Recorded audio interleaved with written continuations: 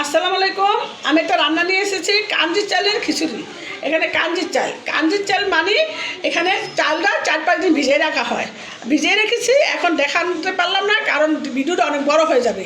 এখানে কাঞ্জির চাল, ডাল, টমেটো, কাঁচামরিচ, ধনিয়া পাতা, আদা, রসুন, পেঁয়াজ বাটা, লবণ, এখানে বিভিন্ন তরকারি যেমন আলু, ফুলকপি, বাঁধাকপি, পেঁয়াজের কলি, বরবটি, তারপরে গাজর, এগুলি মিলে কুটে নিয়েছি।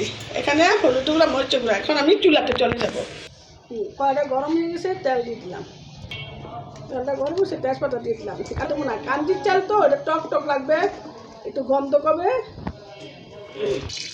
তেলটা গরম হয়ে গেছে, মশলাটা দিয়ে দিলাম। লবণ দিয়ে দিলাম, মরিচ গুঁড়া দিয়ে দিলাম, গুঁড়ো দিয়ে দিলাম, গুঁড়ো দিয়ে দিচ্ছি, একটু গুঁড়া দিলেও দিই। তারা কষানো হয়ে গেছে, কাঞ্জির চালগুলি দিয়ে দিলাম। দেখেন একটু লাসা লাসা, দেখেন একটু লাসা লাসা। ডালগুলি দিয়ে দিলাম।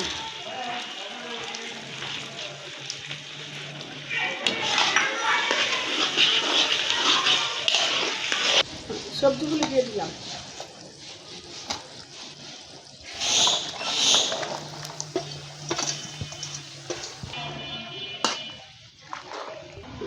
কাঁচামরিচগুলো দিয়ে দিলাম। কষানো হয়ে যাচ্ছে। কাঞ্জির চাল, শালগম, পেঁপে, ফুলকপি, পেঁয়াজের কলি, এগুলো যা পাশে আনছি আমি দিয়েছি। কষানো হয়ে গেছে, এখন পানি দিয়ে দিলাম।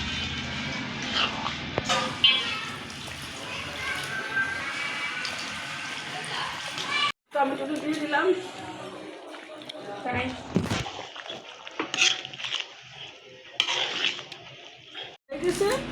এখন দিয়ে দিলাম ধনিয়া পাতা দিয়ে দিলাম।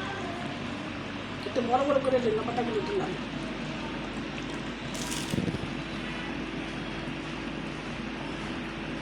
ছিল হয়ে গেছে, নামিয়ে ফেলে।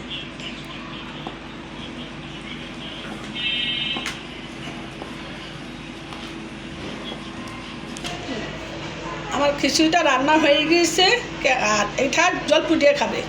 কেমন হয়েছে কমেন্ট করে জানাবেন, একটু লাইভ শেয়ার করে দেবেন। আল্লাহ হাফেজ।